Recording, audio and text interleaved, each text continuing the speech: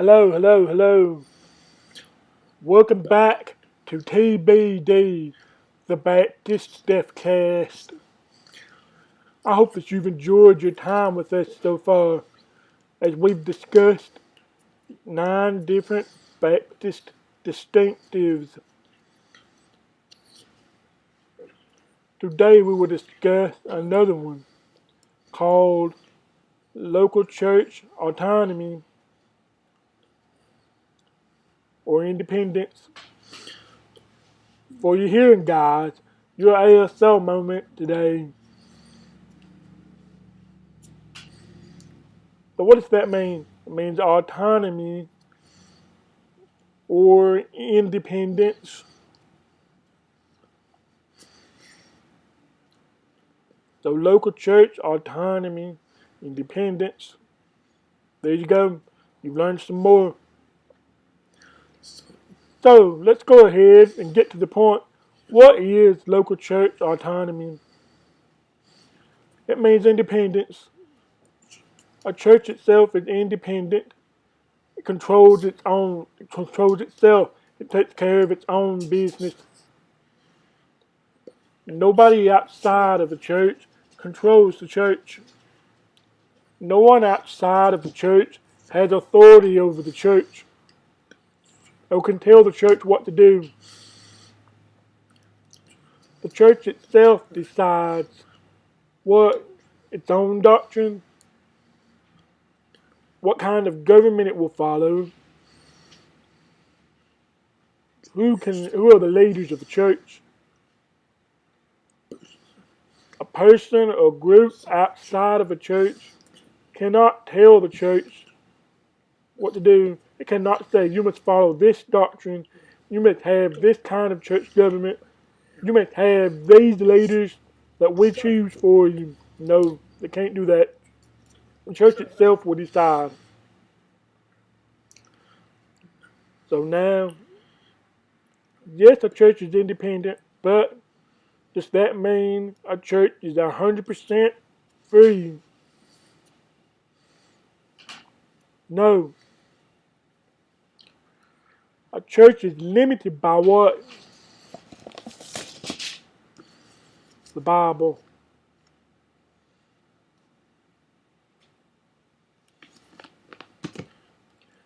A church is limited in authority. The Bible itself has all the authority. A church must follow what the Bible says. It can't just say, we believe whatever we want. We will run the church however we want. We will pick whoever we want for our leaders. No, it can't do that. It must follow what the Bible says. It must follow biblical doctrine. It must follow principles from the Bible for church government. It must decide the qualifications for leaders from the Bible. It can't just make up its own. It has to follow the Bible.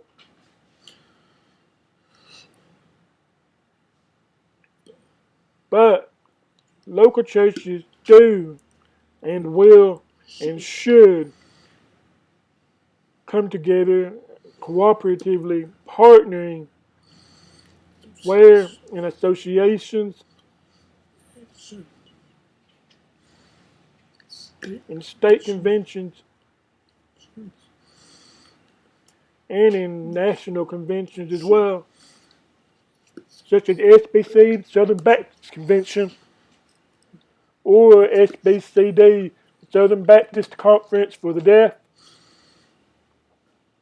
Why? A church on its own can do some things, can do a little bit. Maybe they can take care of their own area, maybe train one missionary. But when several churches come together and partner cooperatively, when they cooperate, they can do more, a lot more. For example, why do churches cooperate? Well, first of all, for fellowship, it's very, very important to have fellowship with other believers, with other churches who believe like us. For example, my church might be on this part of town, but the church on the other part of town, on the other side, we see them and we say, hey, they're believers. They believe like us. Wow. Let's cooperate, partner, associate, fellowship with them often. What for? To support their work, to encourage them, to pray for them, to help when we can. That's good for us as churches. Also, second, for ministry, local ministry. For example, my church and that church on the other side of town, what's in the middle of town, in downtown? Oh, we recognize that there are homeless. What can we do? We can partner together for ministry to the home, serve the homeless people. We can work together to provide, to bring the gospel to them, to feed them, to clothe them, to keep them warm, to help them find shelter. Maybe even to help them get out of their homeless situation. We work together. Similar with statewide conventions. For example, some states tend to have tornadoes with lots of damage. What do? Many churches all over the state work together for cleanup, to rebuild, to help families rebuild, to give them clothes, give them food, to help them generally as much as they can. Nationally, we send missionaries, for example. At the SBC, for example, 40, almost 50,000 churches all over America. What do? They partner together cooperatively for sending missionaries all over the world. The SBC, through the IMB, the International Mission Board, that's the biggest mission sending agency in the world. Wow. Thousands of missionaries all over the world. Why? Because we agreed to partner together to fund, train, give resources to educate, or to help missionaries do good work, to work hard, to go into hard places, witness and preach the gospel. So your church might be independent, yes, but is it willing to cooperate? It can affect the whole world if it does. So, because we independent churches tend to cooperate and partner to form associations, state conventions, national conventions, does that mean that those associations and conventions have authority over the local church? No.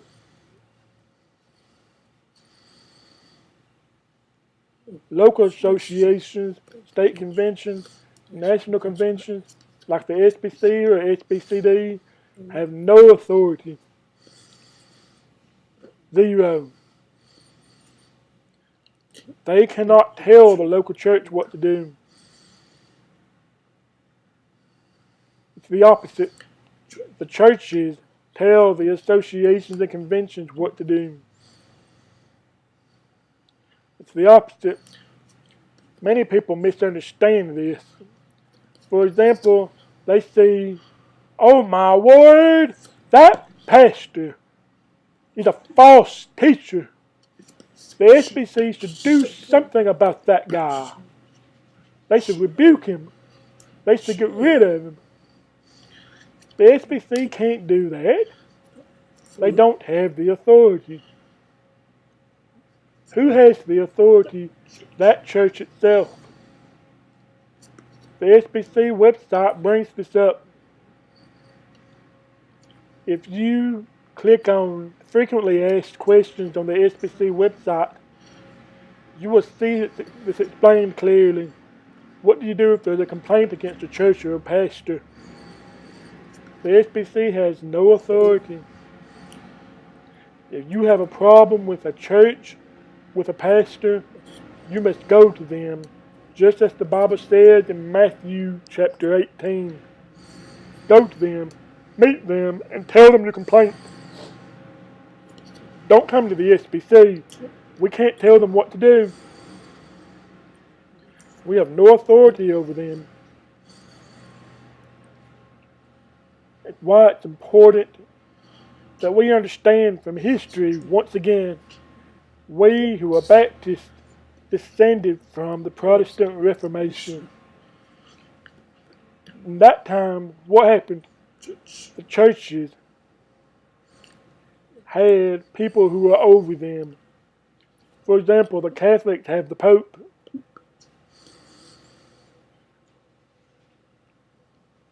The Church of England had the King, the Archbishop. They had authority over all the churches. Presbyterians have their own form of government. I think it's called a synod. That's over the churches. Baptists said no. You, popes, kings, archbishops, synods, you can be wrong. You can be against the Bible. No.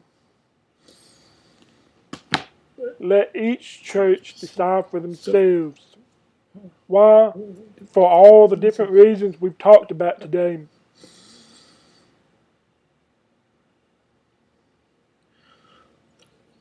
That would lead to our next Baptist distinctive, religious freedom.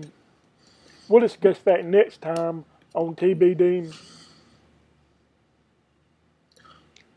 I hope you've understood this summary of local church autonomy. So for our book today, I want to give you a very deep book. It's a book of history more than anything. It talks about how Baptist churches through history have set themselves up and run their churches. It's called polity.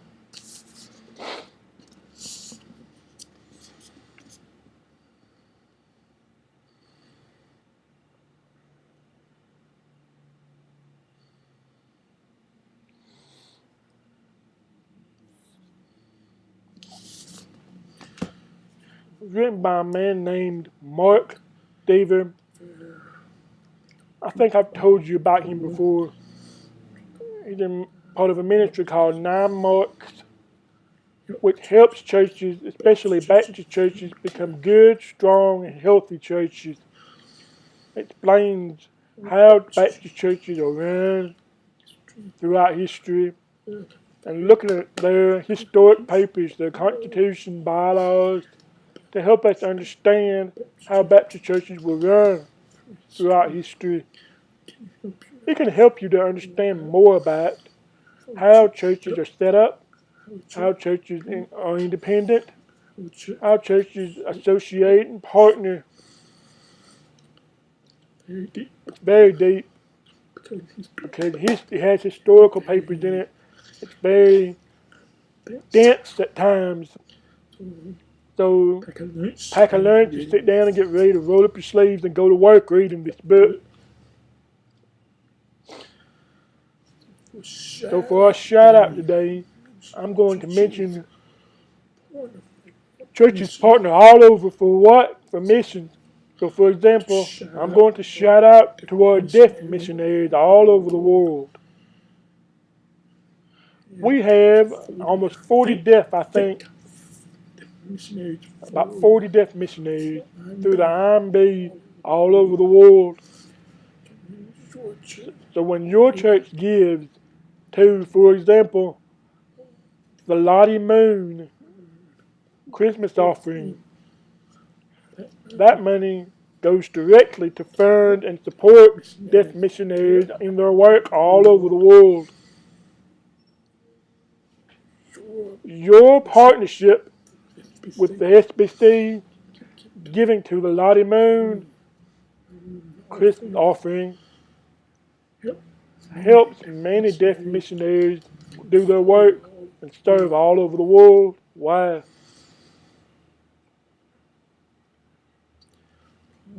I hope that you have enjoyed this episode of TBD, the Baptist Deathcast. Join us next time as we just talk about religious freedom. See you later.